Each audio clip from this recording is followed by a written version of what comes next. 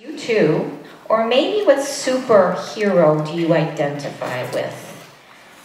There's a lot out there. A great new movie called Wonder Woman, so I hear. But one of my favorites is Hermione Granger from the Harry Potter series.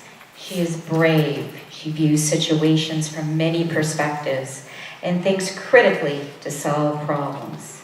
How else could she have come up with all those spells?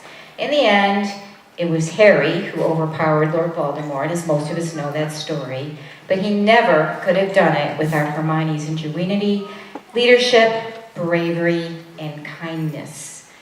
Like Hermione, superheroes need human attributes to conquer evil in order for good to prevail. It's our humanness that makes everything happen. Sometimes a superpower is to just be nice, accepting of others' differences, and empathetic to others, like so many of you have shown during your 3 years at NAMS.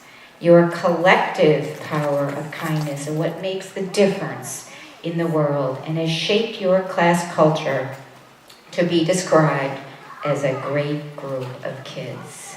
Parents, stay involved with school and your children. As they grow taller than you, they will need you more than ever before. And now we'll start our retrospective. Ms. Sparks.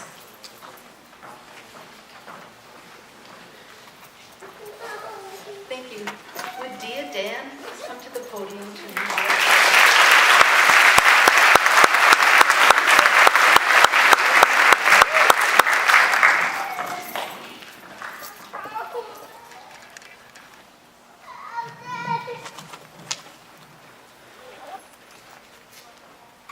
Remember when you were little and you couldn't reach the cookies on the top of the shelf? Those chewy, handmade cookies were just sitting in that jar, just waiting to be held and eaten. Imagine those chocolatey delights being your dreams.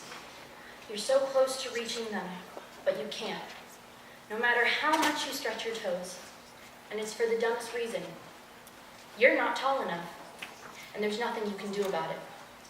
Middle school has made me think about this situation a million times. It has made me question my life, my dreams, whether they were worth pursuing and whether they were worth something. Middle school has shown me what I want and how I'm going to get it. I started playing guitar at a young age, but I didn't stay with it. It had not appealed to be a one and only kind of career, to my parents or I.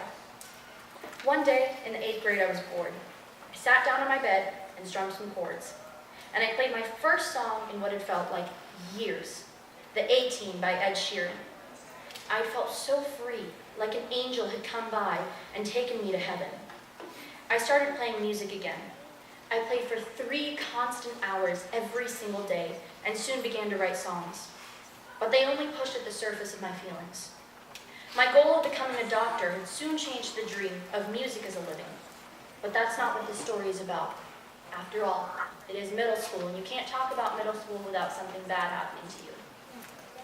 After enjoying about 3 solid months of non-stop guitar and singing practice, I had started thinking of it as a career. I would imagine myself on stage, just me and my guitar, singing my #1 hit. But soon, this turned into a nightmare. I started doing research on many different singers and saw that they all had one thing in common. They had a bad background. As children, they were either poor, their father was an addict, or parents were divorced. I thought this gave them mutual pain that they put into their music. I saw this as a necessity to be a performer and thought that I had to have a bad background to become a singer. I know that thought sounds stupid, but this caused me to stop playing music for about 2 months. It was this awful feeling that would make my heart drop when I picked up the guitar or sang a note. My grades dropped. I started arguing with my teachers, getting detentions, and it was an awful time in my life. As I type this out, I think how dumb I was to think this, but this vivid memory in my head haunted me and overtook me. It was so strong that it had the power to crush my dreams. When I would talk about this problem to my family and friends, their responses also only appealed to the surface of my deepest feelings, just like my songs. I felt like I was locked in a cell, and no matter how hard I screamed or how hard I shook the bars, no one would let me out. Weeks passed and a track and field Olympian came to our school. Her name was Diya Trotter. I listened to her presentation, and after some short minutes, I was screaming, "I can, I must, I will." She helped me get back up on my feet. I had realized in this one moment that the thing all of my idols and my favorite artists had one thing in common. It was not that they had a bad background, but that they all believed in themselves. I had not been doing that. And after I had learned that if I wanted a career in music, I had to believe in myself. Today, I've written 2 songs, both with meaning close to my heart, and I could not be more proud of myself. Middle school has taught me many things. As much as I hated that phase of my life where I doubted myself, I have now become a strong, independent person who is confident in herself and believes in herself. So if you can't reach the cookies, grab a chair and help yourself up. Don't ever give up, or you will starve. Believe that you can do things. I hope I've helped at least one person in this audience in front of me today. I would say that middle school has been a roller coaster, but I have to admit it has been fun, and helped me to do some self-awareness searching. I will never give up music again, and I'm certain I will sell out Madison Square Garden one day.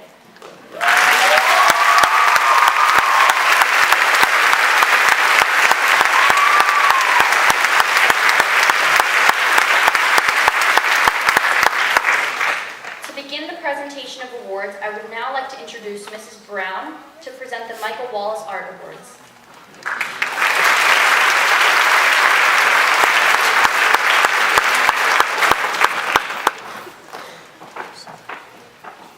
Good morning. Michael Wallace was an art teacher at North Andover Middle School from 1976 until his untimely death in 1992. Mike was the kind of art teacher who had all the ingredients to be someone kids remember forever. NAMS honors our late colleague with an art award each year. We'd like to give this award. So many of you have so many talents and are so creative, but we have to narrow it down. We'd like to present our award this year to Johnny Ramachandran and Brian Wu.